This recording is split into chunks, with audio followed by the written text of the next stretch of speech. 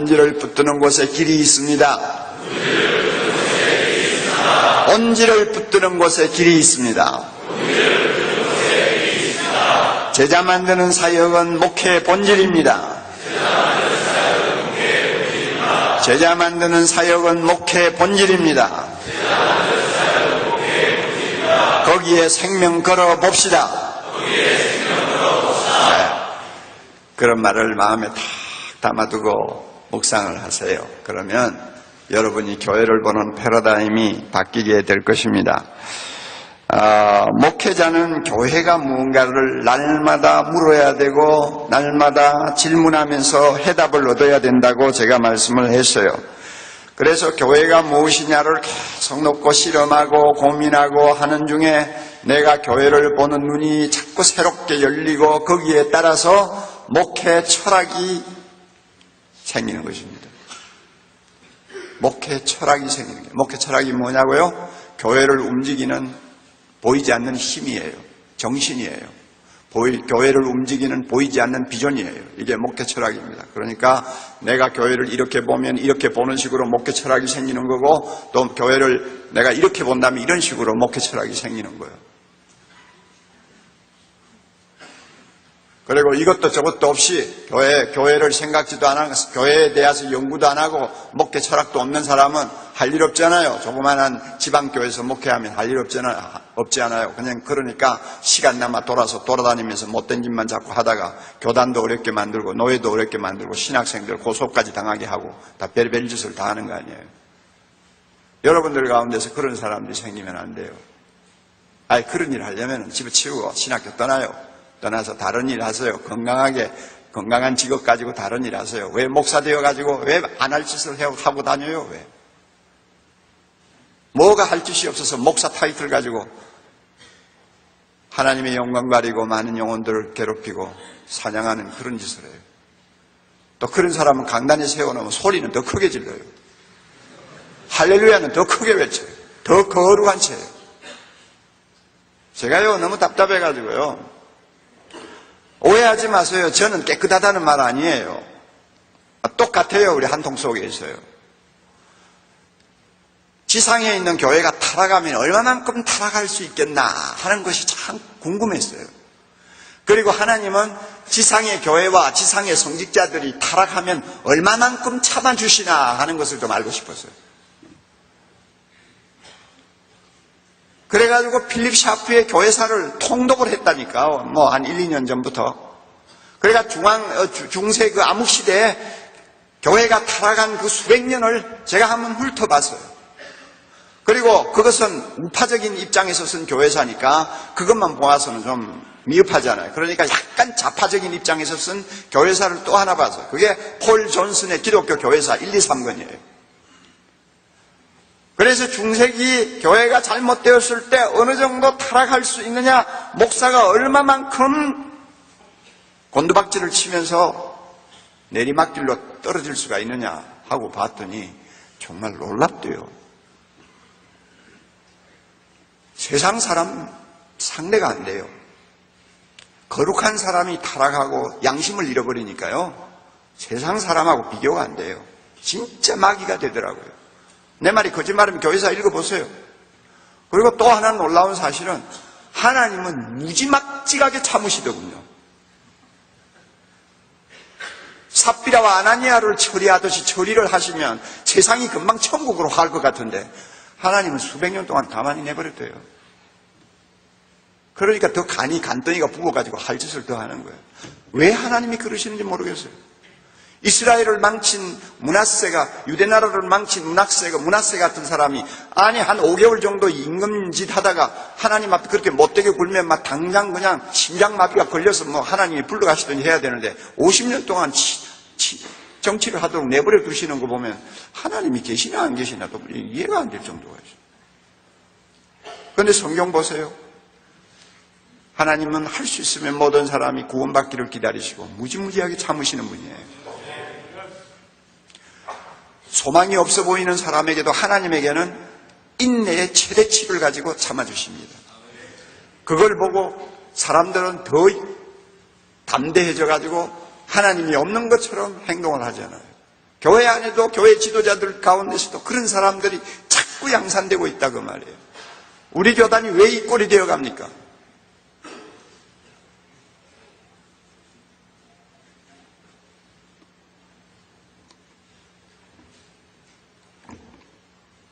이단이라고 하는 교회에 흠이 안 잡혔으면 이렇게까지 시달리지 않아요. 뭔가 흠이 잡힌 거예요, 지금.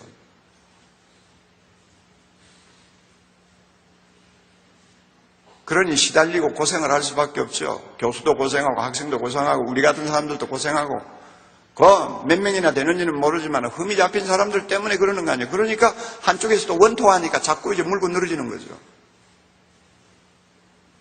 당해야 돼요. 완전히 깨끗해질 때까지 이 십자가는 감수해야 될 것 같아요. 다시 말씀드려요. 선배들을 놓고 잘 배우세요. 목사답지 않게 인생 살려면 지금부터 학교 떠나요. 목사 아니라도 할 일 많아요. 저는 지금 평신도 이야기하지 않아요. 평신도도 목사와 같이 똑같이 주님 앞에 서서 심판받아야 될 귀한 소명자입니다. 평신도 일을 해서도 얼마든지 하나님께 영광 돌릴 수 있어요.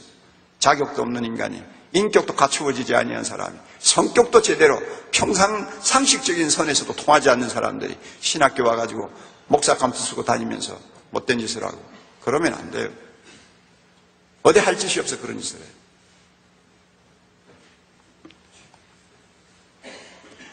다들 목사 되기가 쉬운 것 같아요. 여러분이 의사 되라고 하면 그렇게 쉽게 덤비겠어요? 법관이 되라고 하면 쉽게 그렇게 하겠다고 덤비겠어요? 너무나 어려우니까 감히 못 덤비잖아요. 그러나 신학교 문 두드리는 것은 조금만 노력하면 될 줄 알고 조금만 잘하면은 사람들에게 대접받는 자리인 줄 알고 쉽게 여러분이 도전하잖아요. 그래서 가슴이 뜨거운 것하고 소명하고는 구별을 못하는 사람들이 너무 많아요. 가슴만 뜨겁고 믿음만 좋으면 소명인 줄 알아요.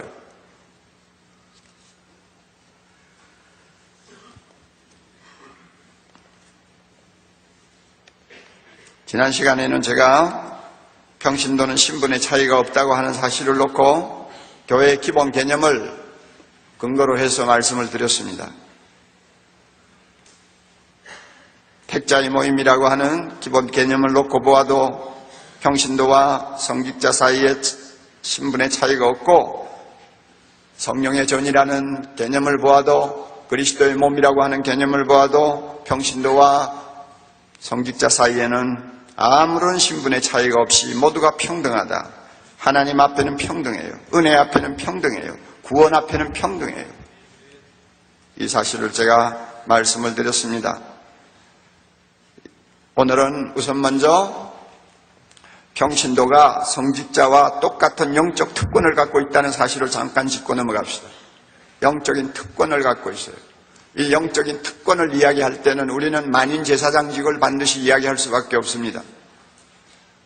종교개혁자들이 특히 루터나 칼빈이 참 땅에 묻혀서 먼지가 뽀얗게 덮여있던 위대한 진리 하나를 발굴해서 그것을 가지고 우리에게 큰 소망을 안겨주었습니다. 그것이 모든 크리스찬은 왕같은 제사장이라는 사실입니다.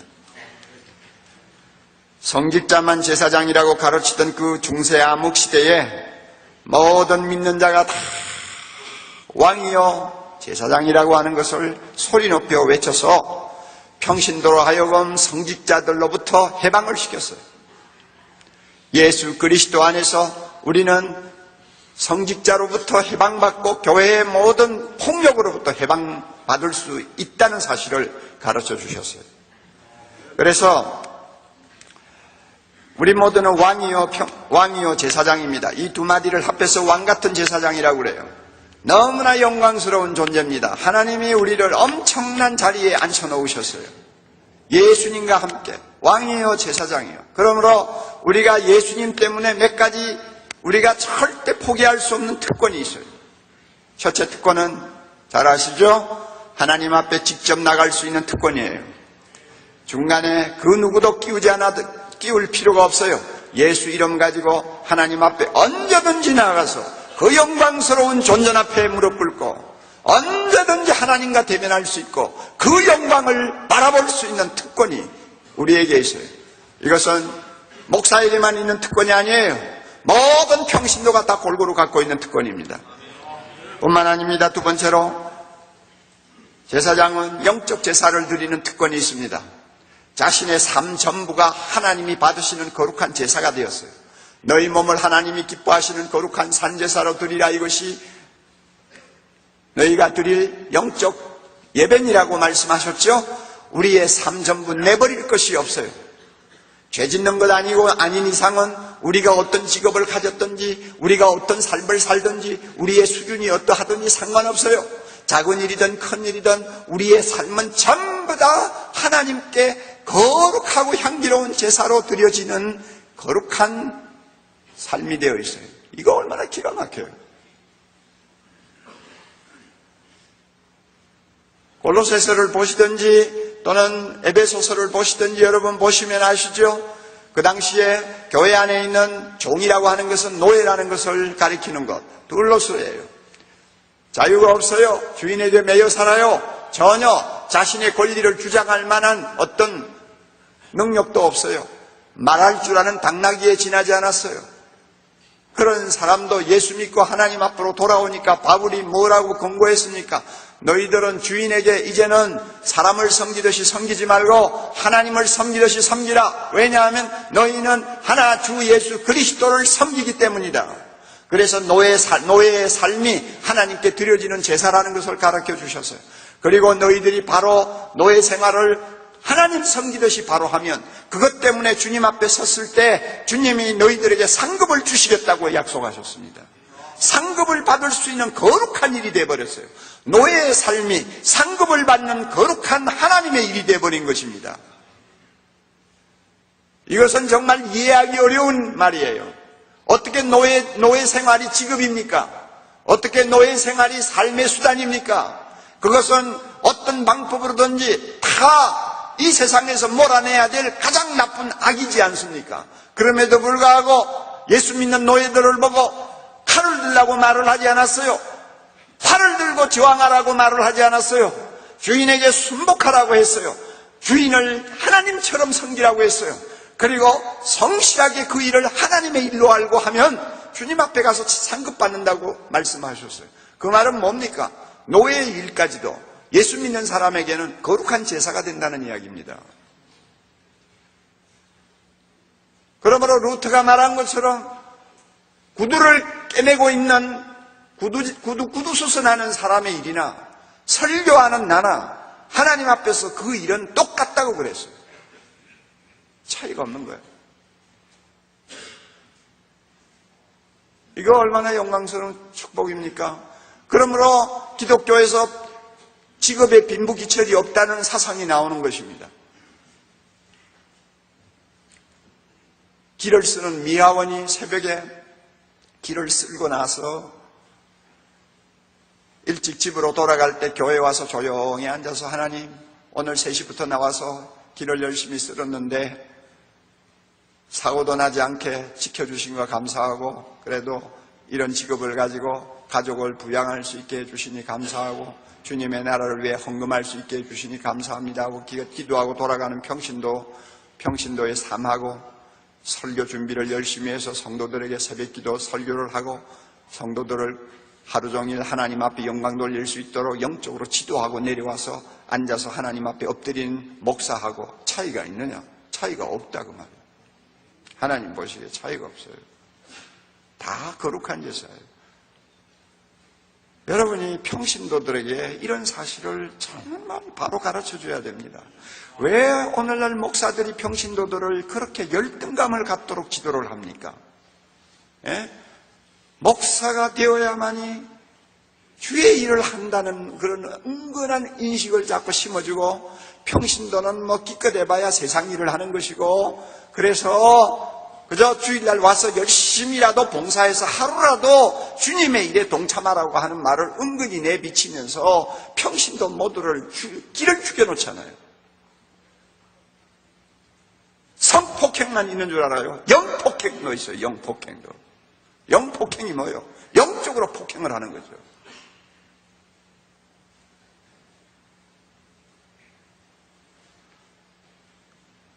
우리 아버지 어머니는 조그마한 논을 가지고 그저 평생을 사신 가난한 농부예요.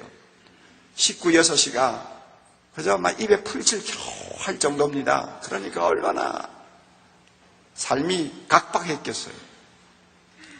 그러니까 어머니 아버지는 뭐 눈만 뜨면은 들러 나가시죠. 그리고 저도 뭐 초등학교 때부터 지게 지고 다니고 소 몰고 다니고 뭐 그 어려운 농촌 생활 하는 거죠. 그런데 우리 어머니는 새벽마다 교회를 꼭 나가셨어요.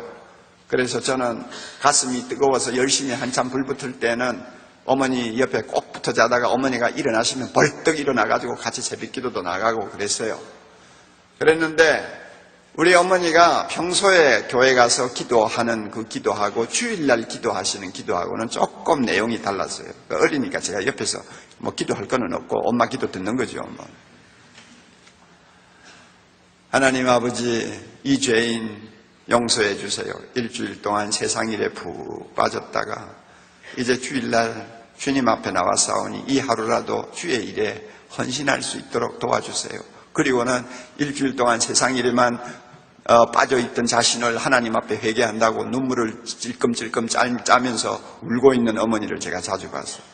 나는 진짜 그런 기도를 들으면서 그렇구나. 농사 짓는 것도 세상 일이고 하여튼 교회와 떠나서 하는 일은 전부 세상 일이구만. 그러면은 할 수 있는 대로 교회 안에서 빙글빙글 도는 것이 주의 일을 하는 것이겠구나. 어려서 아무것도 모르니까 이제 그런 인상을 강하게 받았어요. 그런데 제가 나중에 신학을 하고 저 자신이 깨닫고 하면서 그 당시에 지도자들이 얼마나 잘못 가르쳐가지고 평신도를 주눅이 들도록 만들었는가. 농사가 하나님이 영광을 받으시는 주의 일이라고 왜 못 가르치느냐 그 말이에요. 자식을 키우느라고 밤낮없이 시달리는 어머니가 그 일 자체가 하나님의 영광을 위한 거룩한 일이라고 하는 것, 영적 제사가 된다는 것을 왜 못 가르치느냐 그 말이에요.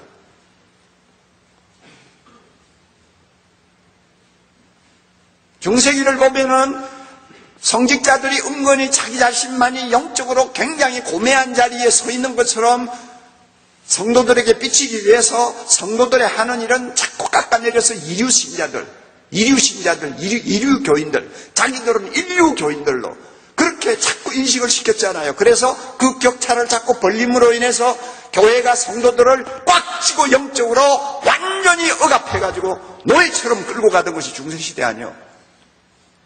왜 오늘날 개신교회에 있는 목사들조차도 그런 영향에서 벗어나지 못하고 평신도들을 열등감을 가지고 살도록 만들고 목사님 하면서 그냥 주의 종 하면서 그냥 모든 것, 농사를 지어도 제일 먼저 난 농사를 가지고 목사님에게 갖다 드려야 그것이 주님에게 드려지는 것이라고 하는 참 전근대적인 사고방식을 갖도록 만드느냐 그 말이에요.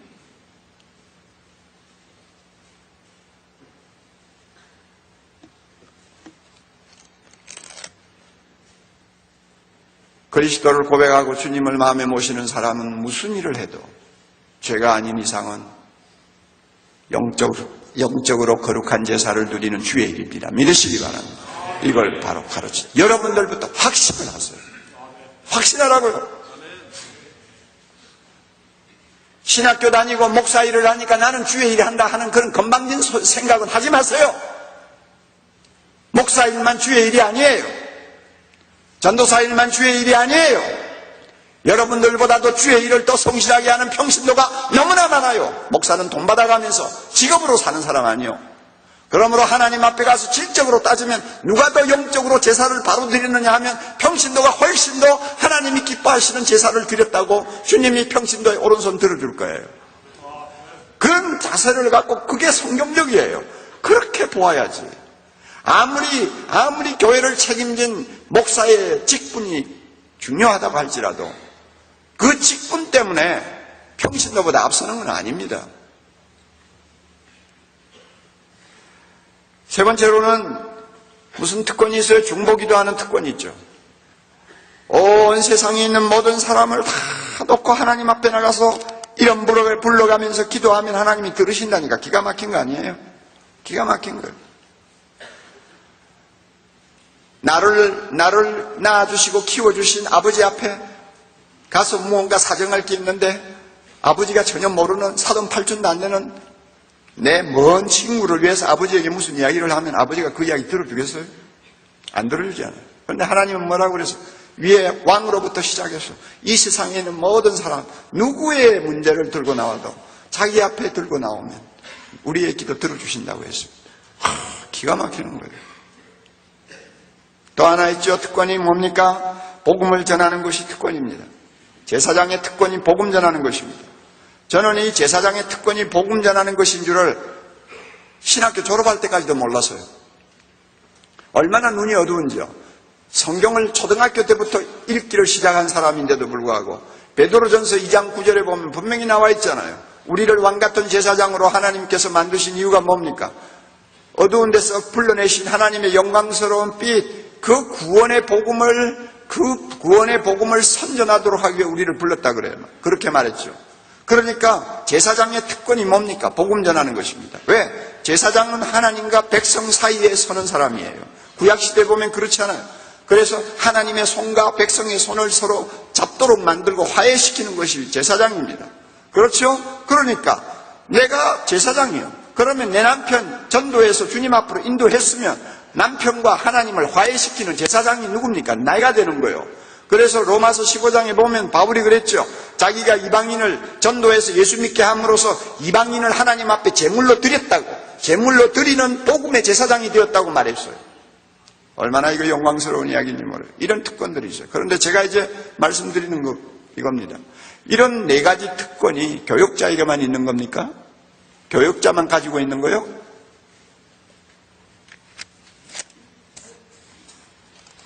아니잖아요.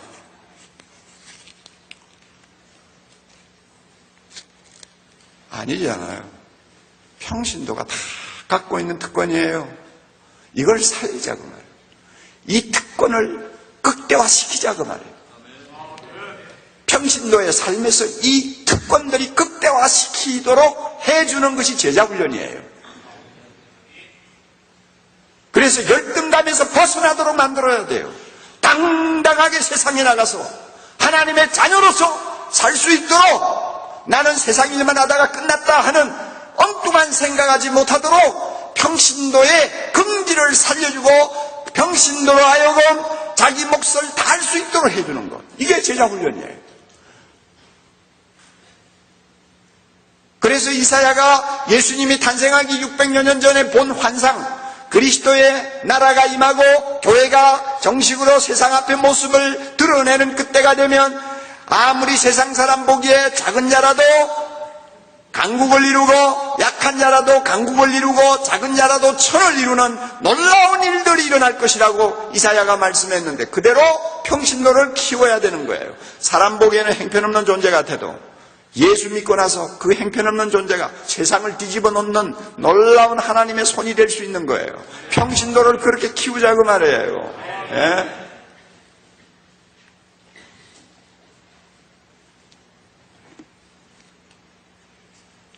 그렇다면 이렇게 특권을 가진 평신도가 세상에 있으면서 특별히 이제 주님 앞에 영광을 돌리게 되는데요. 이 평신도가 제대로 섰을 때에 교회를 중심으로 해야 되는 중요한 역할이 또 몇 가지 있어요. 중요한 역할이 몇 가지가 있어요. 이것은 무엇을 보고 말을 할 수 있느냐 하면은 하나님이 지상의 교회를 왜 세워놓으셨느냐, 왜 지상교회를 하나님이 허락하셨느냐, 이 이유를 물으면 알아요. 세 가지 대답이 나오죠. 세 가지 대답이 아니에요. 삼중 대답이에요.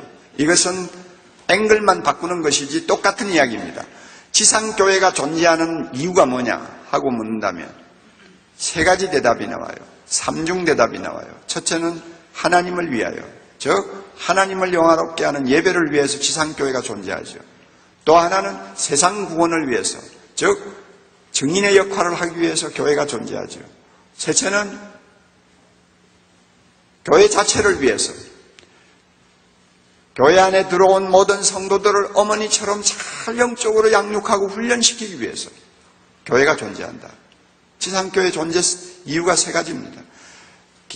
개혁주의 신학자들은 주로 어디에다가 강조점을 주느냐 하면은 하나님의 영광을 위하여 하는 한마디에다 강조를 많이 둡니다. 교회가 왜 존재하느냐? 하나님의 영광을 위하여. 그런데 그 말씀은 어떤 면에는 굉장히 추상적이에요. 이 추상적인 말을 조금만 우리가 좀 세분해서 바꾸면 이 세 가지가 나와요.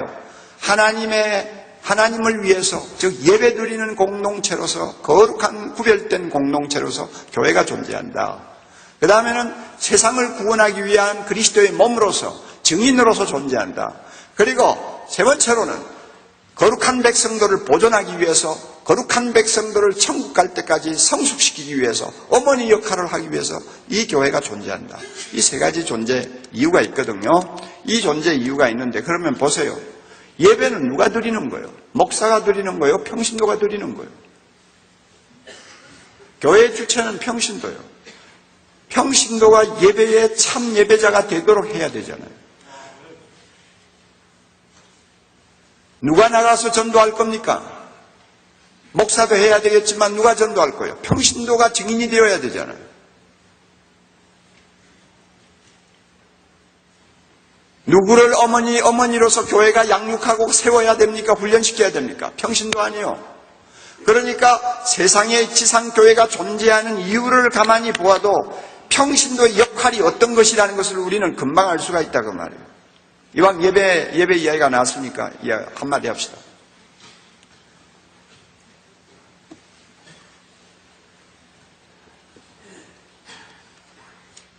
예배는 교회의 생명입니다. 예배가 살면 교회가 삽니다. 예배가 병들면 교회가 병들고 예배가 죽으면 교회가 죽습니다. 얼마나 중요한지 모릅니다.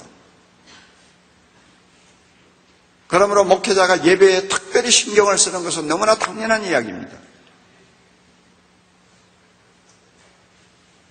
그런데 오늘 한국교회 문제가 있어요. 어제도 말씀드렸지만은 예배 일변도의 목회가 평신도를 경신도로 만들어 놓는다는 말을 했는데 그거 말고도 또 문제가 있어요.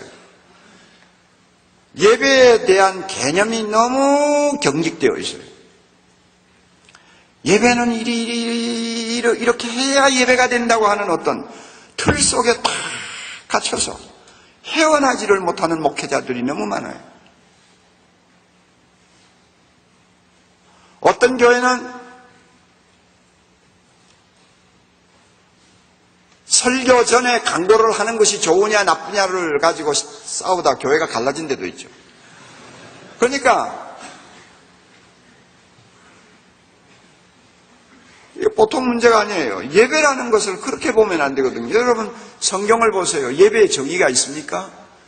너희 몸으로 하나님께 거룩한 산제사로 드리라. 굉장히 모호한 이야기죠.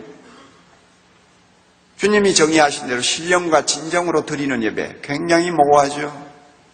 우리가 생각하는 것처럼 묵도로부터 시작해서 나중에 축도나 주기도문으로 마치는 어떤 틀을 가르치는 예배 내용은 성경에 없어요. 이 말은 뭘 의미하느냐 하면 예배에 대한 원리는 성경에서 우리가 추출할 수 있지만은 예배의 틀에 대해서 양식에 대해서는 다양할 수 있다는 이야기입니다. 자유가 있다는 이야기입니다. 그런데 이 자유를 허용을 안 해요. 그래가지고 성도들 하여금 예배의 어떤 고착된 예배의 틀 속에다 꽉 가두어 놓고 그것에서 조금만 빗나가도 예배가 아니라고 하는 생각을 갖도록 만들었어요. 이게 오늘 한국교회예요. 이런 것은 고쳐야 됩니다. 여러분 어떤 학자가 지적을 했는데 재미있는 말을 했어요. 제자들은 예수님을 하나님의 아들로 고백한 사람들입니다. 그래서 자기가 갖고 있는 모든 것을 다 내버리고 주님을 따랐잖아요. 우리도 다 여러분들도 다 겸지만은 그런 결단하기가 굉장히 어렵죠. 그러니까 어떻게 보면 제자들은 하나님을 모시고 다니는 거예요. 3년 동안 하나님을 모시고 다녔으면 우리 생각에 틀림없이 일주일에 한 번 정도라도 그 하나님 앞에 예배를 드리는 무슨 의식이 있었을 것 같은데 예수님을 높은 바위 위에 앉혀 놓으시고 그 다음에 그 앞에 이제 제자들 12제자들이 탁 앉아서 한 사람은 사회하고 그 다음에 솔로 잘하는 제자 하나 솔로 준비하고 다 그 다음에 기도 누구 맡고 이렇게 해가지고 우리가 이야기하는 대로 그 바위 위에 앉아 계시는 하나님의 아들에게 존귀와 영광과 찬양을 드리는 어떤 예배가 좀 있었을 것 같은데 사복음서를 그냥 아무리 뚫어지게 보고 보아도 제자들이 3년 동안 예수님을 우리가 생각하는 그런 식의 예배를 드린 사례가 하나도 없어요. 그저 있었다는 것이 관례에 따라서 안식일날 회당에 들어가셔서 예배 드렸다는 그거 외에는 없어요. 이상하지 않아요?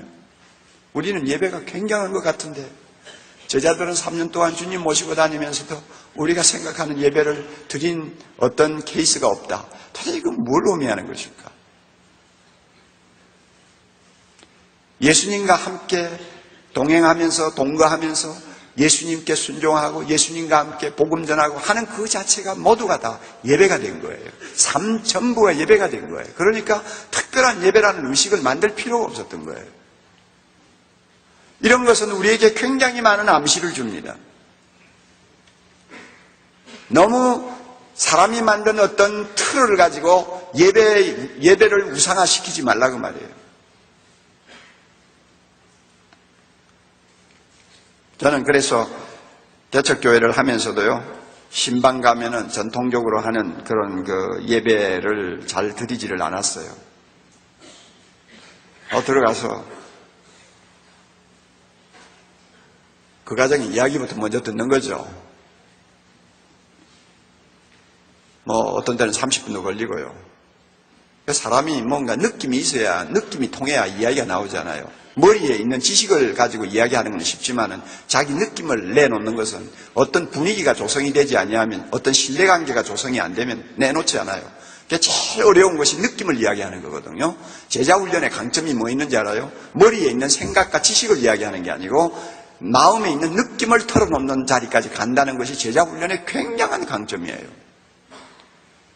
신방 가서 그렇게 이야기하다가 다 듣고 나면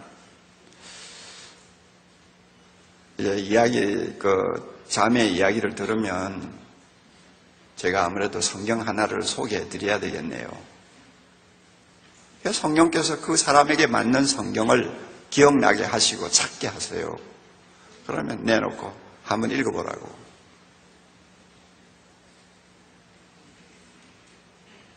어떻게 생각되느냐고. 이런 식이에요.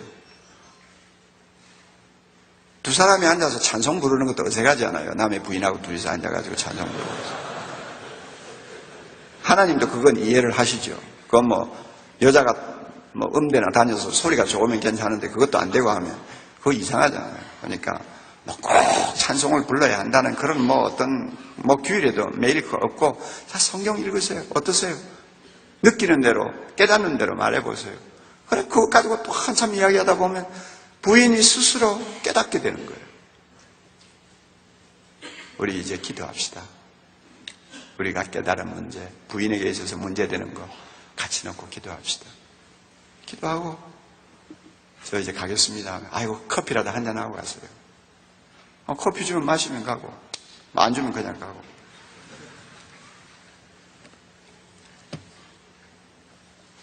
어떤 집에서는 이제 감 믿는 부인 보고 부인에게 신방 가가지고 뭘 하다가 남편이 갑자기 들어오는 통에 막 도망가듯이 튀어나올 때도 있고. 재밌는 일 많잖아요. 제가 이야기하는 거는 그래요. 우리는 하나님 앞에 예배드리는 너무나 고귀한 존재들입니다. 모든 평신도 하나하나는 예수 믿고 나서 가장 먼저 초대받은 영광의 자리가 어딘지 압니까? 거룩한 하나님을 예배하는 자리입니다. 맞아요? 모든 성도는 그 영광을 누리고 있는 사람들입니다. 그러므로 진정한 예배를 드리고 싶으면 진정한 예배자가 만들어져야 됩니다. 그냥 자연스럽게 모든 사람이 좋은 예배자가 되는 거 아닙니다. 그래서 종교개혁자들은 이 사실을 깨뚫어보고 좋은 예배자를 만들기 위해서 주일마다 예배 드리기 전에 특별히 성도들을 교육시키는 프로그램을 갖고 있었잖아요. 그 프로그램이 소요리 문답이기도 하고 대요리 문답이기도 하고, 그래서 어떤 종교개혁 그룹에서는 보면 오전에는 3번을 예배를 드렸는데 3번 동안 교육시키고 3번 설교 듣게 하고 3번 그렇게 예배를 드리도록 만들었어요. 그만큼 우리 모두가 죄인의 자리에 있다가 예수님 때문에 죄 용서 안 받고 하나님 앞에 초청을 받았더니 제일 먼저 누리게 된 영광과 특권이 뭐냐? 거룩하시고 광대하신 하나님 앞에 우리 모두의 마음과 정성을 쏟아서 그의 거룩한 이름을 찬송하는 예배드리는 특권 아닙니까 이거? 이 자리에 우리 모두가 초대받았어요.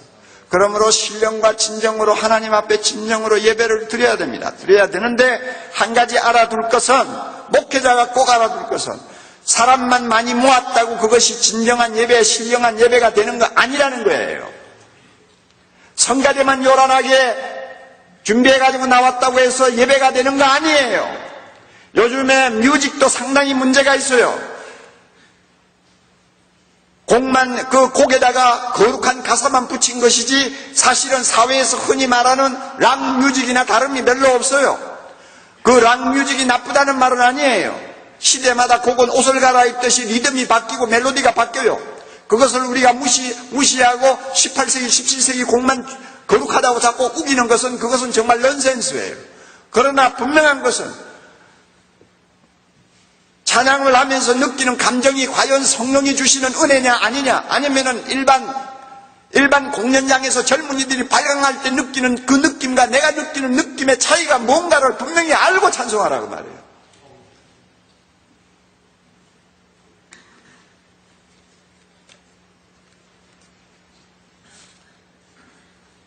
하나님을 만나고 나오는 사람은 변화가 일어납니다. 모세의 얼굴에는 광채가 환하게 비쳤습니다. 하나님을 진정으로 예배하고 진정으로 찬양을 통해서 하나님의 이름을 높인 사람은 예배 마치고 나오면 그 인격에 어떤 흔적이 남습니다. 그 삶에 어떤 흔적이 보입니다. 점점 사람이 달라지고 주님을 닮아가는 어떤 모습들이 보입니다. 그러나 오늘날 예배는 마치고 나면 끝나는 거고 마치고 나면 파장이에요. 남는 것이 없어요. 장로도 그렇고 집사도 그렇고 심지어 목사도 그렇고 옛날 그 모습 그대로예요. 진정으로 하나님을 대면하는 예배를 못 드렸다는 이야기죠. 그러므로 좋은 예배를 드리는 책임이 평신도에게 있어요. 그러면 정말 예배다운 예배를 드리도록 만들기 위해서는 평신도로 하여금 좋은 예배자가 되게 해야 합니다. 이 책임이 목회자에게 있어요. 자, 제자훈련 여러분 100명 모이는 교회인데 제자훈련 100명 모인다고 해서 100명을 다 제자훈련을 시키기는 어렵죠. 주님도 제자를 고르기 위해서 밤새도록 기도하면서 선택을 하셨는데 그냥 아무나 막 데리고 와서 제자훈련 시킬 수는 없죠. 제자훈련을 만약에 100명 중에 30명을 시켰다고 합시다. 그러면 그 30명이 제자훈련을 통해서 변화가 일어났어요. 가장 중요한 것은 좋은 예배자가 됐어요. 그러면 100명 중에 30명이 끼어 있어요. 그 좋은 예배자들이 예배의 분위기를 주도합니다. 은혜를 좌우합니다. 그러면 그런 교회는 가면 예배의 모든 분위기가 다른 교회하고는 느끼지 못하는 것이 있어요. 좋은 예배자가 많아질수록 하나님이 영광 받으시는 예배를 드릴 수 있습니다. 그러면 좋은 예배자를 만들기 위해서는 어떻게 해야 되느냐? 목사가 희생해야 합니다. 아무리 가운을 걸치고 자기 혼자 요란하게 꾸미고 나와도요, 예배자가 나쁘면 그 예배는 하나님이 받으신 예배가 되기가 어떤 때는 어려워요. 그러나 목사가 평소에 좋은 예배자가 되도록 교인들을 철저하게 훈련시키고 정말로 하나님 앞에 나오면은 자신의 마음과 몸과 정성을 다하여 주님을 사랑한다고 고백할 수 있도록 만들 수만 있다면 예배는 자동적으로 좋은 예배가 되는 거고 하나님이 영광을 받으시는 거예요. 그러므로 평신도가 얼마나 중요합니까?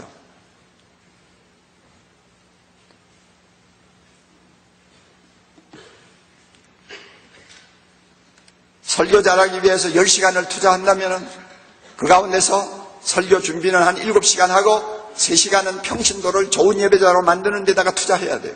그렇게 해서 서로가 요사이 말로 윈윈 작업을 해야 돼요. 그래야만이 예배가 예배다울 수 있어요. 전도도 마찬가지 아닙니까? 세상을 구원하기 위해서 지상교회가 존재한다. 그럼 누가 나가 전도할 겁니까? 평신도가 나가 전도해야죠.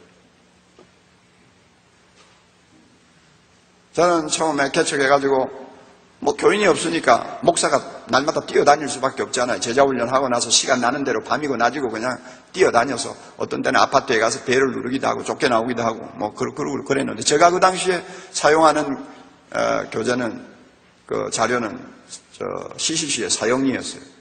항상 포켓에 넣어 다녔어요. 그리고 제가 전도하러 갈 때는 우리 제자훈련 받는 집사님들 한두 명을 꼭 데리고 다녔어요. 어떤 데는 부교육자를 데리고 다녔어요. 그리고 내가 전도하는 것을 옆에서 실습시키는 거죠. 보는 거죠. 보도록 하는 거죠. 제자훈련 시키면서 저는 그렇게 했어요. 그러다가 이제 제가 일이 많아져가지고 제가 직접 뛰어다니기가 어려워지니까 이제 평신도들이 열심히 전도를 하는데요. 정말 대단해요. 어떤 자매는요, 1년에 100몇십 명을 전도를 했는데요. 처음부터 노트에다가 자기 전도한 사람을 다 적다가 나중에는 숫자가 너무 많아지니까 그만 기록하는 것을 중단해버렸어요. 시간만 나면 이웃을 다니면서 전도하는데 하나님이 능력을 주셔서 그런지요. 그 자매를 통해서 100명이 넘는 사람이 예수 믿고 돌아온다. 자, 여러분, 평신도 제대로 훈련시켜 놓으니까 한 사람이 100명이 넘는 사람을 전도한다. 상상을 할 수 있어요, 여러분?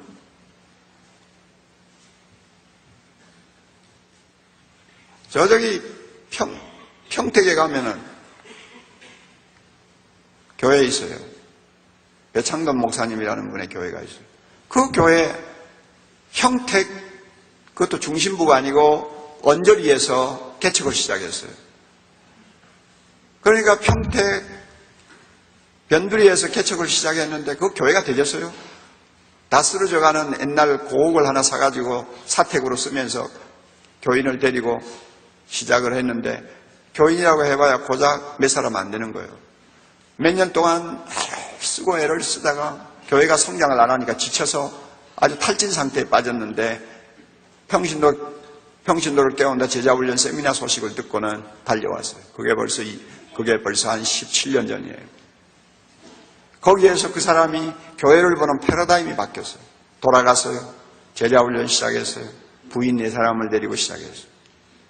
한 사람은 국민학교 교사인데 학교에서 싸움 잘하기로 유명한 여자예요. 한 사람은 술집 마다마다가 술집이 안 돼가지고 걷어치우고 놀고 있는 여자예요. 또 한 사람은 뭔지나 좀 기억이 안 나요. 그 다음에 한 사람은 자기 사모예요. 4사람을 놓고 제자훈련. 여기에 무슨 선한 일이 나겠습니까? 하면 상상을 해보세요. 여기에 무슨 선한 일이 생기겠어요? 그런데 이 한 사람 한 사람만 바로 정말 주님이 기뻐하시는 제자로 만들면 우리 교회는 달라질 수 있다 하는 그 확신 가지고 제자훈련을 시키는데 얼마나 부인 4명을 데리고 열중을 했는지 어떤 때는 5시간을 제자훈련을 시킨 때도 있대요. 그런데요, 하나님의 이름 묘해요.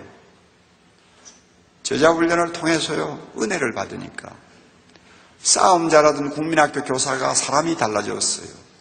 그래서 학교 안에서 저 사람 좀 이상해졌다 소문이 나기 시작했어요. 그래서 이리저리 소문이 나니까 말을 하게 되잖아요. 자기 동료에게 말하고 이리저리 말을 하다 보니까 동료들 중에 예수 믿겠다고 따라 나오는 사람이 생기는 거예요. 그리고 그 사나웠던 담임 선생님이 너무 온순해지니까 학생들이 감동을 받고 집에 가서 부모에게 자기 선생 이야기를 하고 촌지를 받던 그 선생이 촌지도 거부하고 뭔가 확 달라지니까 부모들이 감동을 받았어요. 그래가 애들이 따라서 교회를 나오는 거예요. 애가 나오니까 나중에 부모가 연결이 되는 거예요.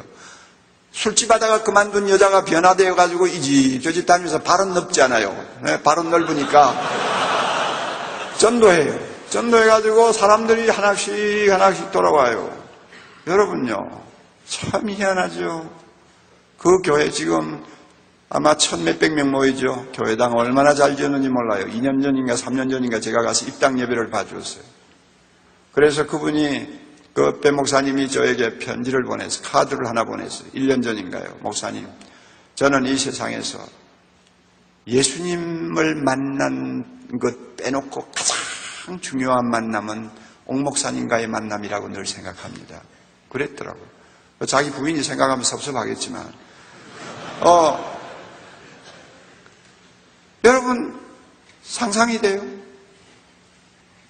평신도가 제자리에 서면 교회가 일어서는 것, 교회가 부흥하는 건 문제가 안 돼요. 평신도를 묶어놓고 목사 혼자 장구치고 북치자니까 힘이 드는 거지. 그렇잖아요. 그리고 교회는 평신도를 양육하는 어머니라고 그랬죠. 칼빈의 교회론의 중심이에요.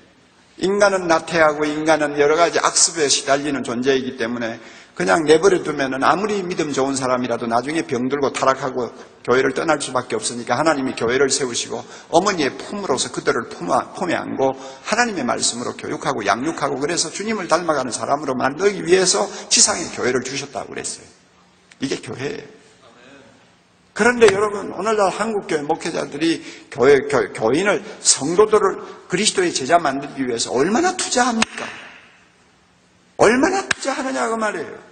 투자하는 방법으로 한번 계산하려면 시간, 한 주간 시간을 어떻게 배당해서 쓰고 있는가를 보면 금방 알아요.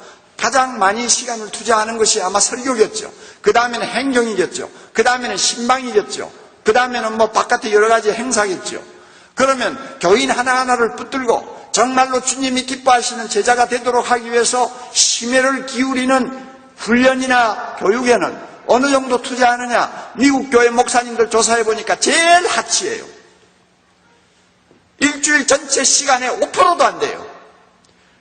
그리고 대부분이 그 일은 부교육자나 밑에 있는 사람 시켜버리고 자기는 손 떼고 아예 간섭도 안 해요. 오늘 한국교회 크고 작은 교회를 막론하고 한번 물어봅시다. 당신이 당신 교회 다니는 평신도 하나를 위해서 얼마만큼 시간 투자합니까?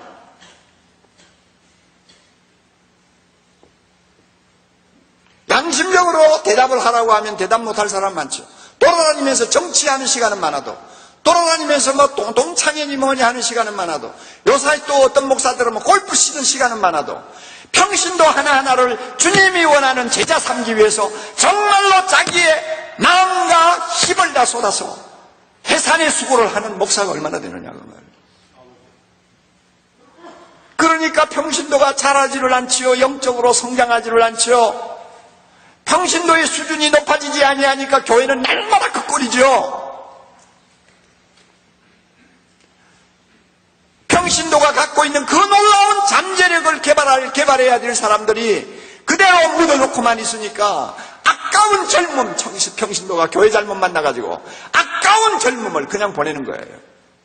누가 책임져야 돼? 누가 책임져야 돼?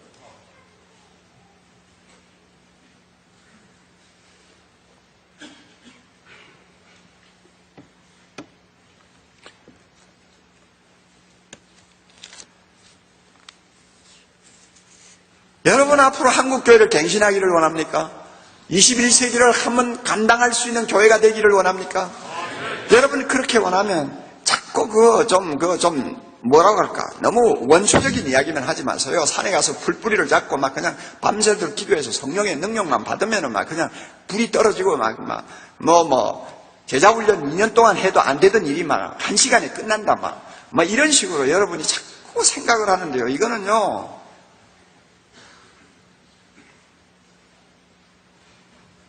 어떤 면에는 옳은 점도 있지만 어떤 점은 너무 무지한 이야기예요. 성경 보세요. 주님이 그렇게 하셨어요?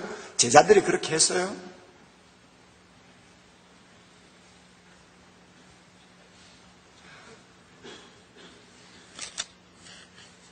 한 영혼을 위해서 얼마만큼 내가 투자하느냐, 거기에 따라서 교회가 달라질 수 있고 목회가 달라질 수 있는데 중요한 일을 다 그냥 제쳐놓고 비본질적인 것에만 너무 집착한다고 말해요. 이게 목사의 타락이에요. 타락이요. 영원히 병들어가 비실비실하는 걸 보아도요, 어떤 가책도 느끼지 않아요. 정말 그런 싹군 같은 짓을 하려면 신학교 그만두라고요. 지금 그만두는 게 나아요. 목사 안수 받고 나서 나는 목사 아닙니다 하기는 어렵잖아요.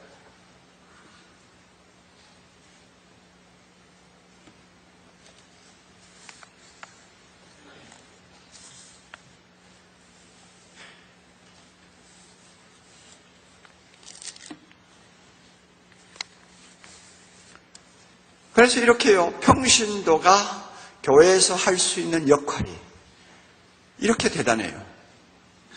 예배자로서의 역할, 증인으로서의 역할, 그 다음에 참 그리스도를 닮아가는 성숙한 하나님의 자녀로서의 역할, 이 귀한 역할들을 잘 살려주면 정말 교회가 행복한 곳이 될 수 있어요.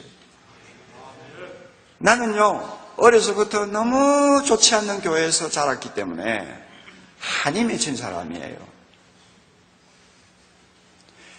초등학교 때 제가 은혜 받았거든요. 물론 사대체 예수 믿는 집안에서 태어났으니까 모태신앙이죠. 그러나 내가 은혜를 체험한 것은 초등학교 3, 4학년 때예요. 그때부터 성경을 읽기 시작했어요. 그리고 은혜를 받았어요. 그러니까 그 당시에 유행하던 사경에는 학교 공부에 지장이 없는 이상은 밤이고 새벽이고 안에 쫓아다니면서 어른들 틈에 끼어가지고 설교를 들었어요. 알아듣지도 못하면서 들었어요.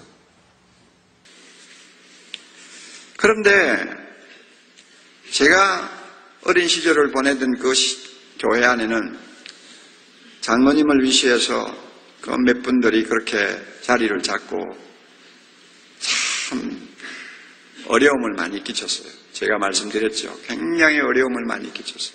거기서 제가 절망을 한 거예요.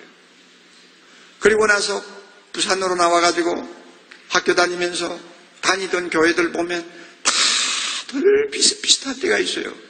서울로 와가지고 대학 다니고 신학교 다니면서 이 교회 가보고 저 교회 가봤는데 거의 다 비슷한 문제예요. 서로가 겉으로는 사랑합니다 하고 서로가 그냥 웃고 하면서도 돌아서면 비판하고 돌아서면 편가르고 그 다음에 목사와 장로 사이에는 항상 파워 게임을 하느라고 긴장이 있고 이거 제가 부목사로 있던 교회는 보면 담임 목사님이 새로 오셨어요. 그 유명한 목사님이에요. 아마 그분이 지금 살아계신다면 내가 가장 존경하는 한국교회 목사님이 되실 거예요. 그분은 영어도 잘해요. 일어도 잘해요. 그분은 엘리트예요. 운동도 잘해요. 만능 스포츠맨이에요. 그리고 설교도 그 당시에요. 그 교회에 오셨을 때 40대 중반밖에 안 됐는데 부흥에 다닌 횟수가 400회를 넘었었어요. 가장 설교 잘하는 목사로서 감리교회에서도 장로교회에서도 그 목사님은 그냥 탑이었어요. 그 목사님을 내가 3년을 모시고 있었잖아요.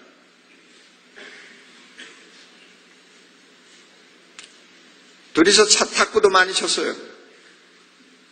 명동거리에 다니면서 그 외에 그 번데기 같은 거 길가에 팔잖아요. 그런 거 둘이서 사가지고 손에 들고 번데기 먹어가면서 걸어다니고 참 그렇게 지냈는데 그 목사님이 저에게 한 번 이러더라고요. 옥 목사, 나 시집 잘못 왔어. 왜요? 하여튼 잘못 왔네. 내가 잘못 온 것 같아. 그 당시에 교회가 한 800~900명 모일 때입니다. 시집 잘못 온 것 같아. 그 다음에 설명을 안 하세요. 그래도 나는 알았죠. 무슨 이야기인지. 당회가 모이잖아요. 당회가 모이면 당에 한번 들어갔다 나오고 나면 그 다음날 하루 종일 목사님은 입을 뒤집어 쓰고 일어나지를 않아요. 너무 순수하고 너무 주님을 사랑하고 너무 정말 아름다운 신앙을 가진 목사님인데 당회원들이 얼마나 거센지요. 벌써 그 교회에서 교회가 2개인가 3개인가 갈라져 나간 경력이 있어요. 처음에는 영락교회하고 시소게임 하다가 나중에는 그냥 주저앉은 교회예요. 그러니까 한이 맺혀 그런지 싸움을 더 잘해요. 그래가지고 몇 교회가 갈라져 나오고 남은 교회인데도 얼마나 장로들이 거센지 밖에서 들으면 막 당회하면서 고성을 지루하는 소리가 바깥까지 다 들려요. 그런 자리에 목사가 앉아서 일을 처리하려니 얼마나 고생이 되겠어요. 나 시집 잘못 왔어. 옥 목사가 옥전도사가 강도사가 되고 강도사가 되어서 이제 부목사가 되는데 교육 목사로 그냥 앉히는 것은 아무도 반대 안 하는데 정식 부목사로 목사님이 세우려고 하니까 장로들 중에서 상당수가 들고 일어난 거예요. 남쪽 사람을 우리 교회에서는 부목사로 세울 수가 없습니다. 우리는 평안도 사람들이 세운 교회이기 때문에 남쪽 사람을 부목사로 세울 수가 없습니다. 그러면 우리 담임 목사님은 담임 목사를 그렇게 꼭 고향 사람을 세우겠다는 것은 이해할 수가 있지만 부목사인데 부목사를 놓고 그렇게 하시면 됩니까?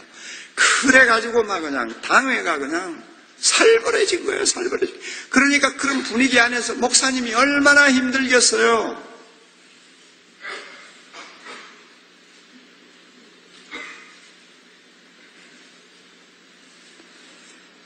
그러니까 이 목사님이 나중에 제가 유학 떠나고 나서 2년 후에 세상 떠나셨어요. 암이 걸려가지고요. 골병이 든 거예요. 골병이 들었어요.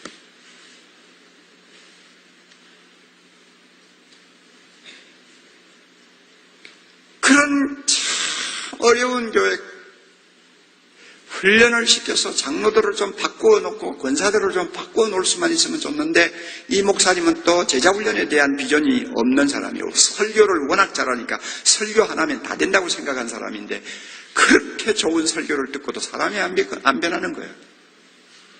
그런데 대학부는 제자훈련을 통해서 막 그냥 불꽃 튀듯이 일어나면서 대학생들이 확확 변하니까 오히려 대학생들을 놓고 저건 뭐가 이단이 되는 거 아니냐 하고 이제 욕을 하는 판국이 됐어요. 옥 목사도 이상하게 지금 몰리기 시작한 거예요. 그러니까 대학생들은 또 기분이 나빠가지고 주일 예배 보고 나오면은 목사님 오늘 그 예배 시간에 기도하신 장로님 계시잖아요. 그분 중생 받은 것 같지 않지 않아요?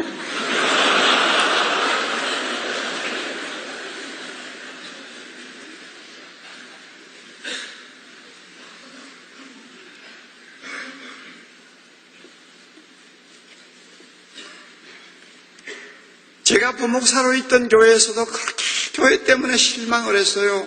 처음 믿고 신앙생활을 뜨겁게 하던 젊은이가 찾아와서 목사님이 어떻게 하면 좋겠습니까? 내가 이거 교회가 천국인 줄 알고 참 열심히 다녔는데 한 반년 지나고 나서 교회 안에 있는 분들하고 좀 교제를 하기 시작하니까 세상만도 못해요. 교회가 세상만도 못해요. 왜 그러냐 그랬더니 세상 사람은 감정이 좀 상해도요. 술 한잔 먹고 그냥 둘이서 손 한번 잡고 껄껄 웃으면 다 끝나요. 그런데요. 교회에 계시는 분들 만나면 겉으로는 다 뭐 좋은 것 같은데 개인적으로 만나서 이야기를 하다 보면 전부 남 흉보고 뭐 지난 이야기 하는데요. 전부 서로 등을 지고 있어요. 그래서 자기가 물었대요. 언제 일인데 지금 그렇게 마음이 안 좋습니까? 그러니까 한 15년 됐다고. 교회 안에는 용서가 없어요. 그럼 목사님 어떻게 하면 좋겠어요? 이제 예수를 믿었으니까 교회는 다녀야 되겠는데 이거 교회 상황을 보고 너무 내가 절망해서 교회를 떠나면 구원을 못 받을 것 같고 어떻게 하면 좋겠습니까? 그렇게 물어요. 그래서 나도 대답은 간단했어요. 나도 잘 모르겠어요. 이렇게 한이 맺힌 사람. 그래서 내가 개척을 한 이유가 있어요. 한 번밖에 없는 인생, 내 나이 40, 일을 해봐야 몇 년 하겠어요. 나 때문에 좋은 교회 만나서 정말 행복한 인생 살았다고 말할 수 있는 사람들을 좀 만들어보자. 나처럼 이렇게 불행한 교회 생활을 했다고 단식하는 사람이 아니고 참으로 우리 교회에 와서는 내 인생 어느 교회를 만나가지고 참으로 신앙생활을 함으로 인해서 내 젊음 정말 보람있게 보냈다 하고 말할 수 있는 사람 좀 만들어보자. 이게 내 생각이었어요. 그래서 9명을 데리고 시작한 거예요. 제가 은퇴를 하는 날 1800명 되는 우리 여자 순장들이 섭섭하다는 카드에 글을 써가지고 이만큼 사진첩을 만들어서 저에게 선물을 줬어요. 이만큼 두터워요. 저 아직도 그거 다 못 읽었어요. 이만큼 두터워요. 그래가 있는데 앞에 몇 개를 읽어보니까 내용들이 다 비슷비슷해요. 목사님, 평신도의 위치가 얼마나 소중하며 평신도가 주님을 위해서 봉사하는 것이 얼마나 보람되고 평신도로서 행복하게 신앙생활하는 것이 어떤 것인가를 가르쳐 주신 목사님 사랑합니다. 사랑합니다.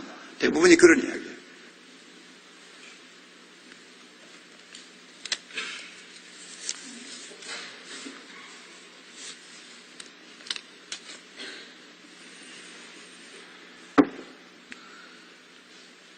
이제 목회 좀 제대로 하는 목사님들이 자꾸 늘어나요.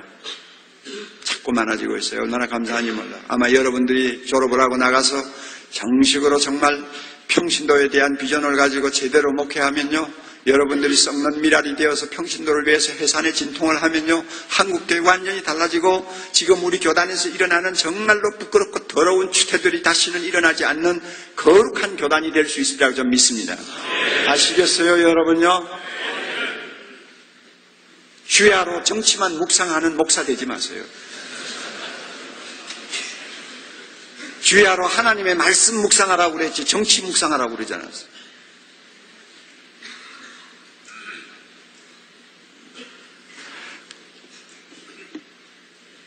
자, 여러분, 지금 이 시간이 내가 지금 언제까지 끝나나? 지금 이 야단났네. 진짜 중요한 이야기가 있는데 저녁 시간으로 미루자니까 야단났네. 오늘 저녁 참 없죠? 네. 하여튼 12시 반까지는 끝내줄 테니까 시간 12시 반이죠? 네. 찬양 하나 해요. 내 평생 사는 동안 주 찬양하리 여호와 하나님 내 주를 찬양하리 주님을 묵상하니 즐겁도다 내 영혼 주 안에서 참 기쁘리 내 영혼아 주님을 성축하라 내 영혼아 주님을 찬양하라 내 영혼아 주님을 성축하라 내 영혼아 주님을 찬양하라 다시 한번 내 평생 사는 동안 주 찬양하리 여호와 하나님 내 주를 찬양하 할렐루야 주님을 묵상하니 즐겁도다 내 영혼 주 안에서 참 기쁘리 그렇습니다. 내 영혼아 주님을 성축하라 내 영혼아 주님을 찬양하라 내 영혼아 주님을 성축하라 내 영혼아 주님을 찬양하라 할렐루야. 자, 평신도가 신분상으로도 목회자와 차이가 없고 평신도에게 특별한 특권이 있고 평신도가 교회에서 할 수 있는 놀라운 역할들이 있다는 것을 우리가 알았는데 그럼에도 불구하고 이것 때문에 평신도를 제자훈련을 꼭 시켜야 되느냐 하고 물었을 때에 저에게는 아직도 자신감이 없었어요. 신학적으로 좀 더 확고한 어떤 대답이 좀 필요한 것 같아요.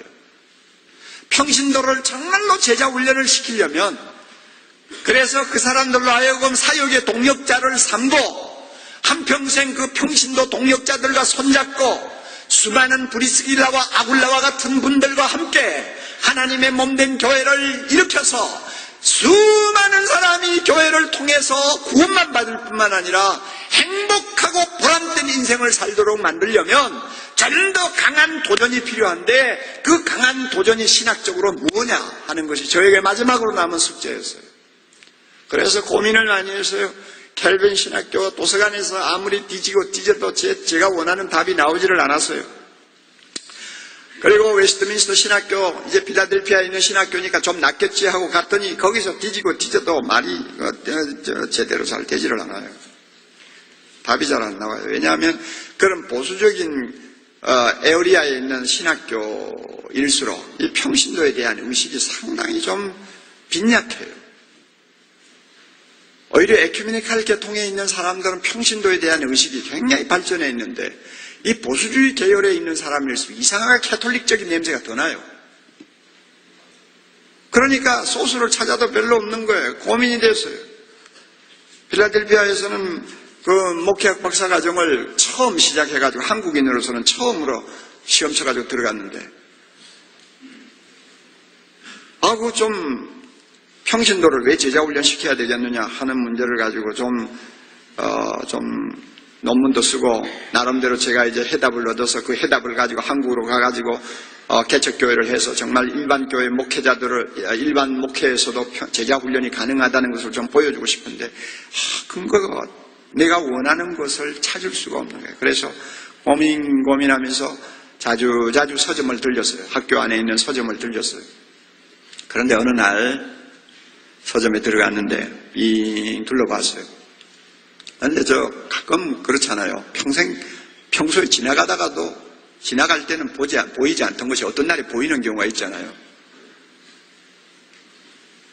미문에 있는 안전뱅이를 요한과 베드로가 그날 처음 바뀌었어요. 날마다 지나다니면서도 눈에 안 들어왔죠. 그러다가 어느 날 들어왔잖아요. 그렇죠? 서점을 도는데 The Church라고 하는 책이 딱 눈에 들어오는 거예요. 페이퍼백으로 낸 책인데 꽤 두터워요. 이 책이 없었던 것 같은데 어디서 나왔지 하고는 쑥 빼보니까 교회론이에요. The Church. 저자를 보니까 한스 킹이에요. 아이커. 캐톨릭 신학자인데. 캐톨릭 신학자가 쓴 교회론을 이 보수 골통인 웨스트민스터 신학교에 책방에다 꽂아놓는다. 이거 뭐가 의미가 있는가 보다.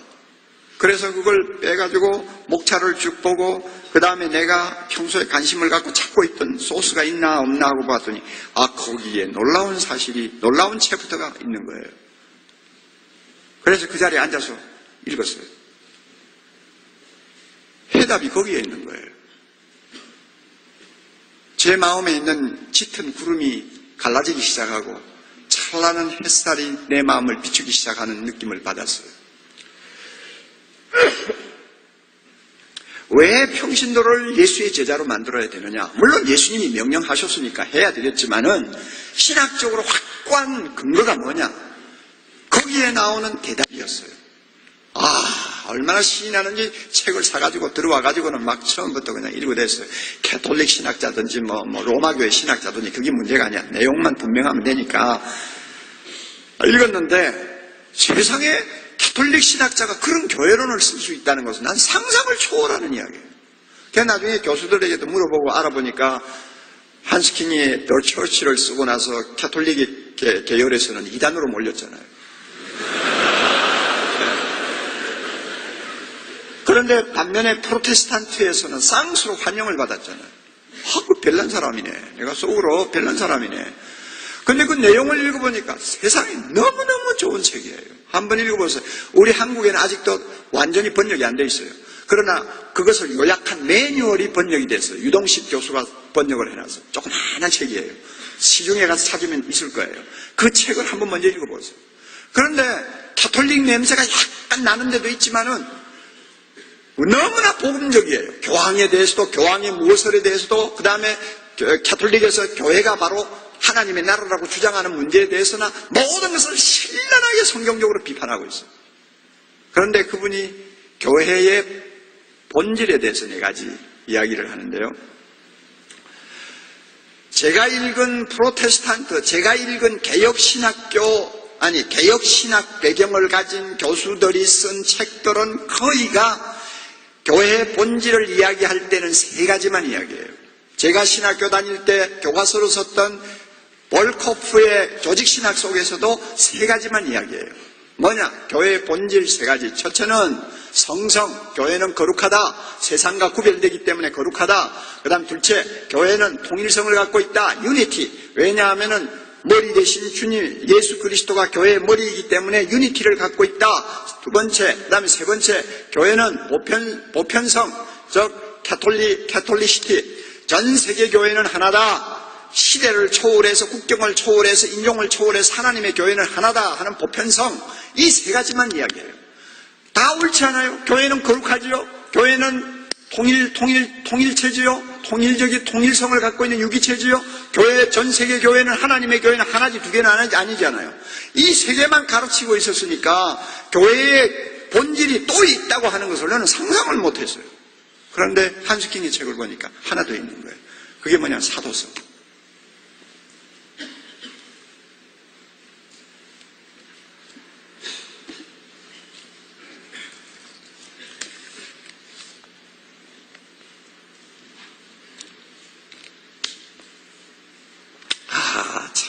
사도성이 뭔지 이제 조금 설명해 드릴게요. 제가 그걸 발견하고 나서 이제 목회학 박사학위 코스웍만 마치고 이제 내가 들어가서 개척한다 이렇게 생각했어요. 한 400~500명 모이는 기성교회에서 저를 기다리고 있었지만 별로 관심이 없었어요. 내 나이 40에 이제 가서 제대로 하려면 개척교회 해서 고생이 되지만 처음부터 제자훈련 목회를 한번 해봐야 되겠다, 이렇게 딱 결정했어요. 여러분, 한 가지를 알아두세요. 이 종교개혁자들이 우리에게 전해준 교회론이 너무나 아름답고 소중하고 참 귀한 것이지만은 중세교회 종교개혁자들도 중세 사람이었어요. 다시 말하면 중세기에 안경을 끼고 교회를 봤어요. 그리고 중세기 옷을 입은 사람들이요, 자기의 상황을 완전히 뛰어넘을 만큼 하나님은 아니었어요. 그러니까 그 당시의 상황은 온 세상이 신성 로마 제국입니다. 모든 사람이 교회에 다니는 사람으로 간주되는 시대입니다. 그렇기 때문에 종교개혁자들의 관심사는 거짓된 교회에서 참된 교회를 구별해내는 것이 총의의 관심사였어요. 그래서 여러분들이 켈빈의 참된 교회의 표지를 보면 말씀이 바로 선포되고 성례가 성경적으로 바로 시행되고 그 다음에 건징이 바로 시행되는 것이 교회다, 참교회다 하고 이야기했잖아요. 그렇게 참교회를 구별해내는 데다가 신경을 쓰는 교회론을 쓰다가 보니까 그 교회론이 소극적인 교회론이 되어버렸어요. 그래서 그 소극적인 교회론을 우리가 400여 년 동안 특별히 우리 장로교가 그대로 개성을 해가지고 목회를 하다가 보니까 교회마다 어떤 일이 일어나느냐, 목회가 어떤 형상으로 바뀌느냐, 너무 소극적인 목회를 하는 거예요. 세상을 복음으로 정복해야 된다든지, 이웃 사회를 하나님의 나라로 바꾸어야 된다든지, 평신도를 그리스도의 제자로 만들어서 이 세상을 하나님의 복음으로 정복해야 된다든지 하는 적극 성의 없는, 그냥 보호해주고 거룩하게 살고 구원받도록 하고 하는 이런 소극적인 자세로 목회를 하도록 만든 교회론이 되어버렸어요. 그건 중세기적인 후유증이에요. 할 수 없어요. 내가 이런 비판을 하면은 건방지죠. 무슨 자격으로 종교개혁자들을 비판해요? 그러니까 제가 몇 사람 예를 들죠. 스티픈 닐이라고 하는 아주 대단한 신학자가 있습니다. 1970년대 한참 활동하는 사람인데 영국 성공회 출신이에요. 선교사면서 신학자입니다. 그 사람이 종교개혁자들의 교회론을 놓고 이렇게 비판했어요. 정적 개념에 입각하여 만들어진 낙후된 교회론이다. 정적 개념이라는 것은 온 세상이 그리스도화되어 있는 상황에서 만들어진 교회론이기 때문에 21세기와 같은 전투적인 이런 상황에서는 큰 힘을 발휘할 수 없는 소극적인 낙후된 교회론이다, 이렇게 비판했어요.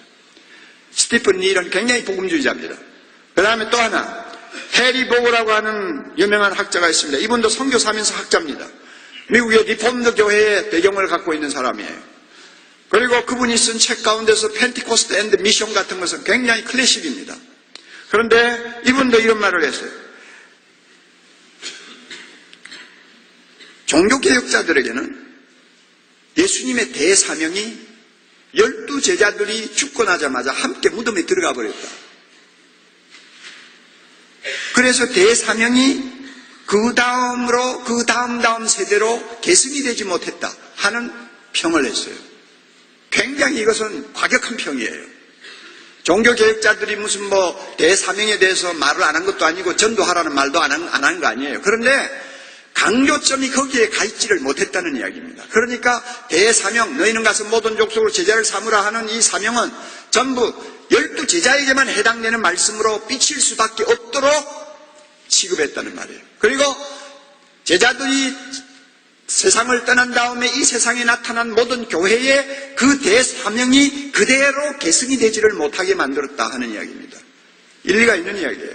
또 하나, 존 피터라고 하는 학자가 있습니다. 이 사람은 미국의 호프 신학교 출신이고 하버드 대학에서 철학 박사를 받은 사람인데 그 배경은 리폼드 신학입니다. 그 사람은 이런 말을 했어요. 종교개혁자들의 교회로는 성경적이기는 하지만은 성교적인 콘텍스트에서 나온 교회론은 아니었다 그랬어요. 초대교회 교회는 어떤 상황에서 교회론이 형성이 되었습니까? 죽기 아니면 살기 아니에요. 소수의 교회가 등장하면서 전 세계를 상대로 해가지고 싸워서 이겨야만이 살아남을 수 있는 전투적인 상황이었죠. 그런데 중세기는 온 세계가 기독교가 국교화된 세상이었어요. 그러니까 초대교회 성경에서 말씀하는 교회는 전투하는 교회인데 전문적인 선교사가 없어도 모든 평신도가 복음을 위해서 죽을 각오를 하고 세상을 산 교회인데 중세기 종교개혁자들이 쓴 교회로는 모든 사람이 예수 믿는다는 것을 전제로 하고 쓴 교회론이기 때문에 선교적인 콘텍스트가 빠졌다 그 말이에요. 그러니까 20세기, 21세기에 그걸 교회론대로 따라가기에는 교회가 너무 힘이 없다는 이야기예요. 그러면 이렇게 중세기 교회 종교개혁자들이 교회론을 이렇게 소극적으로 쓴 이유가 어디 있느냐? 제가 볼 때는 사도성을 등한히 했기 때문이라고 봅니다. 사도성을 등한히 하고 무시했어요. 사도성이 뭔지 아세요? 오늘 시간이 쫓기기 때문에 제가 많이 말을 못해요. 사도성이 뭔지 아세요? 교회는 사도들의 터 위에 세워졌다. 이게 사도성이에요. 노라고 할 사람이 있어요? 그 다음에 사도성이 뭔지 아세요? 예수님이 제자들을 놓고 말했어요. 내 아버지께서 나를 세상에 보내신 것 같이 나도 너희를 보내노라. 교회는 세상으로 보냄을 받은 사람들입니다. 사도라는 말은 보냄을 받았다는 의미죠. 이 두 가지 의미가 있어요. 사도들의 터 위에 세워졌어요. 그리고 사도들처럼 세상으로 보냄을 받았어요. 이게 사도성이에요. 이거를 무시한다는 것은 말로 안 되죠. 그렇게 선제적인 종교개혁자들이 그걸 무시한다니까. 말이 안 되죠. 근데 왜 무시했느냐? 종교개혁이 일어나자마자 로마 캐톨릭이 자기 교회의 정통성을 주장하기 위해서 항상 깃발로 들고 나오는 것이 무엇인지 알아요? 사도성이었어요. 교황의 정통성도 사도성을 가지고 이야기를 하고 베드로 성전을 짓는 것도 사도성을 가지고 이야기하고 이단을 탄압하기 위해서 내세우는 명분도 사도성을 가지고 우리가 사도의 계승자, 우리만이 정통적으로 사도의 뒤를 이은 정통교회라는 것을 그들이 강조하다 보니까 종교개혁자들의 귀에는 이게 막 신물이 나는 거예요. 아무리 좋은 말이라도 남용하고 오용하면 듣기가 싫어지지 않아요.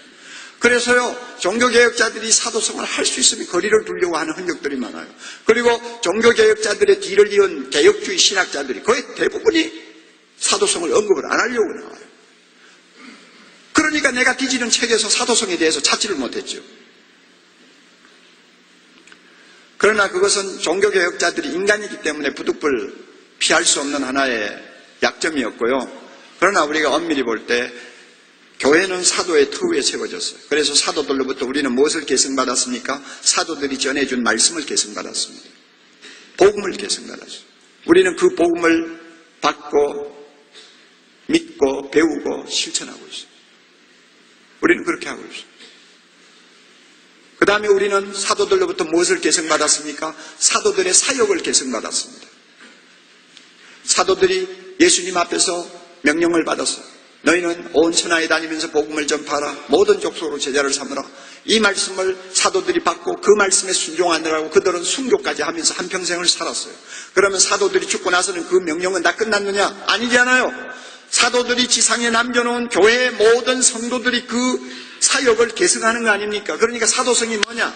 사도들이 전해준 복음을 그대로 계승하는 거고 사도들이 헌신하던 그 사역을 그대로 계승하는 것이 사도성이에요. 그런데 문제는 어디 있느냐? 오늘날 교회가 어디에 문제가 있느냐? 하나님의 말씀, 사도들이 전해준 이 말씀은 모든 평신도가 다 계승한다고 믿고 가톨릭은 평신도들에게 성경을 지어주지 아니함에도 불구하고 종교개혁자들 후예들은 성경 말씀을 각 나라의 모국어로 번역을 해서 평신도 하나하나에게 다 지어주면서 이 말씀을 읽으라, 배우라, 외우라, 믿으라 다 그렇게 가르치잖아요. 이거 하나는 잘했어요. 잘했는데 무엇을 안 했느냐? 사도들이 예수님에게서 받은 사역, 너희는 가서 모든 족속으로 제자를 삼으라, 온 천하에 다니며 복음을 전하라 하는 사역은 평신도에게 그 명령은 주어지지 않았다고 가르치는 식으로 오늘날까지 나왔어요. 그것은 특별한 소명을 받은 목사나 선교사에게만 해당되는 하나님의 명령인 것처럼 가르쳤어요. 다시 말하면 평신도는 소명이 없는, 소명이 없는 사람들로 가르쳤어요. 여러분 제 이야기를 이해를 하는지 모르겠어요. 제가 결혼할 때만 해도요, 앞으로 목사 되겠다는 사람은 전혀 구하기가 상당히 어려웠어요. 교회마다 좀 똑똑한 총각들은 다 앞으로 장로 되겠다는 사람들이에요. 그러니까 딸 가진 부모가 할 수 있으면 앞으로 장로 되는 사람들에게 딸로 보내려고 그러죠. 그래, 왜 그러느냐 그래요. 장로는 소명자가 아니고, 그러니까 딸이 그 장로에게 시집을 가도 고생을 덜 한다 그 말입니다. 왜 목사에게는 왜 안 보내려고 그러느냐. 목사 될 사람은 다 소명자니까 딸이 거기에 가면 소명자로서 평생을 살아야 되니 얼마나 고생이 심합니까? 그러니까 할 수 있으면은 뭐 교회 안에서 대접받고 소명 때문에 고민 안 하고 살아도 되는 장로 쪽에 가는 게 낫죠. 그래가지고 목사는요, 나만 빼놓고 대부분이 시집가지 못하는 여자들 구제해 줬어요. 지금부터 여러분 40년 전 이야기예요. 장난이 아니에요.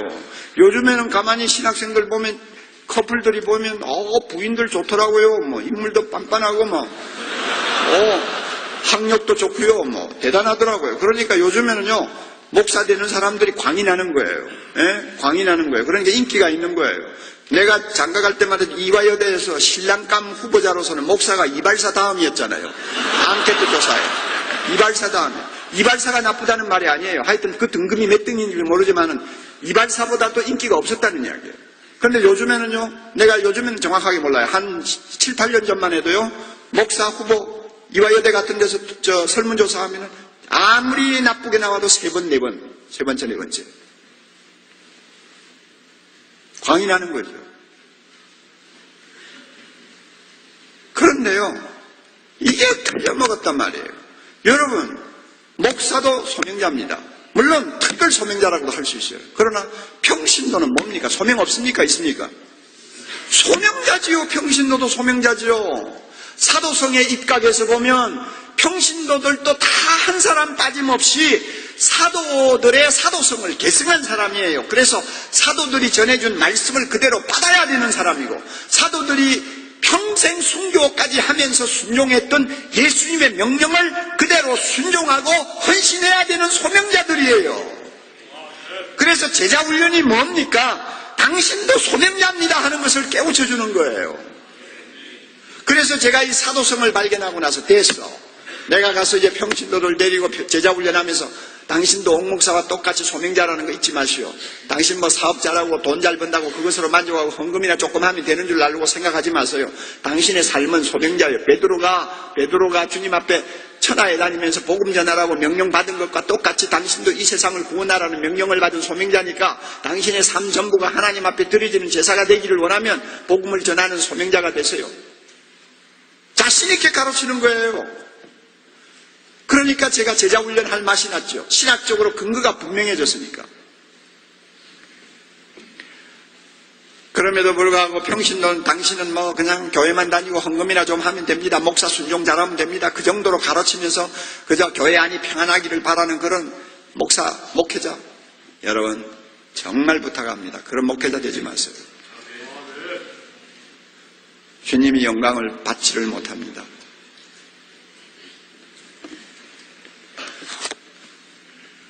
제가 긴 내용을 너무 빨리빨리 정리를 해서 여러분이 혼란을 겪을지 모르지만은 시간이 나는 대로 제가 쓴 평신도를 깨운다는 책을 읽으세요. 우리 한국 사람들은 뭐 한국 사람이 쓴 책에 대해서는 별로 아니에요, 그죠? 별로. 저도 그런 사람 중에 하나였으니까요. 뭐 그러니까 별론데 한 가지 알아둘 것은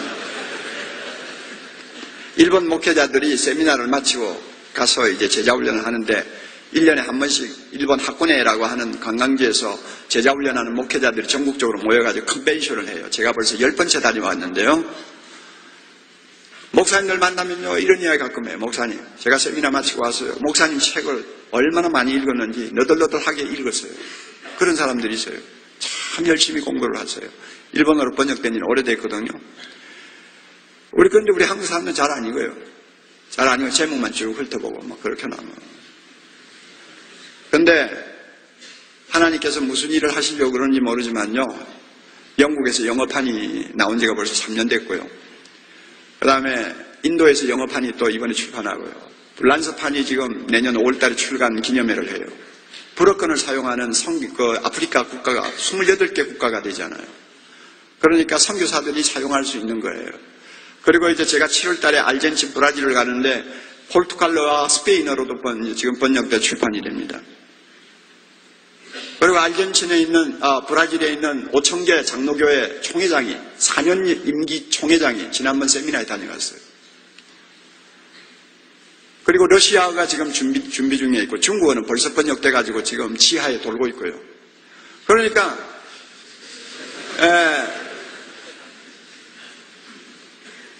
그 책을 여러분들이 조금 읽으면서 제 강의의 부족한 부분을 보완을 하세요.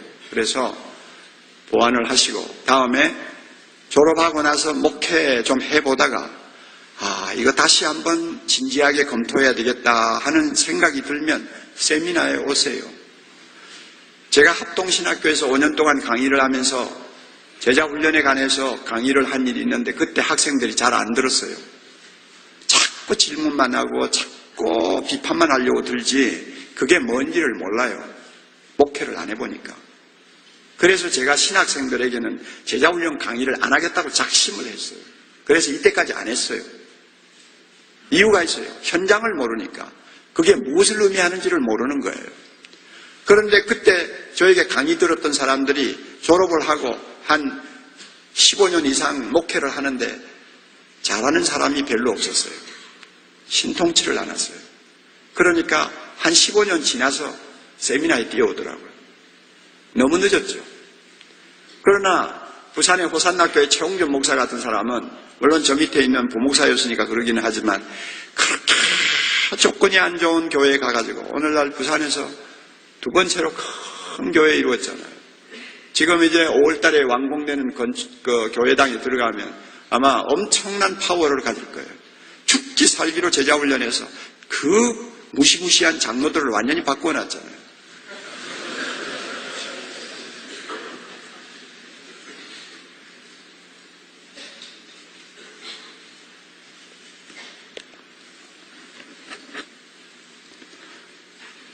하나님께서 여러분들에게 큰 기대를 가지고 계십니다.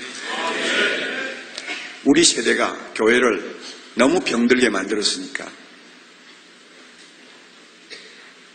여러분들이 그 병을 치유할 수 있는 세대가 돼야 돼요. 특별히 우리 교단. 그러기 위해서는 여러분들이 평신도를 보는 시각이 바뀌지 않는 이상은 대안이 없습니다. 앞으로 이 부분에서 여러분들이 다시 한번 깊이 인식하고 그냥 지나가는 말로 듣지 말고요. 하나님께서 주시는 음성으로 들으시고 여러분의 사역에 하나님의 큰 은혜가 있기를 바랍니다. 기도하시죠.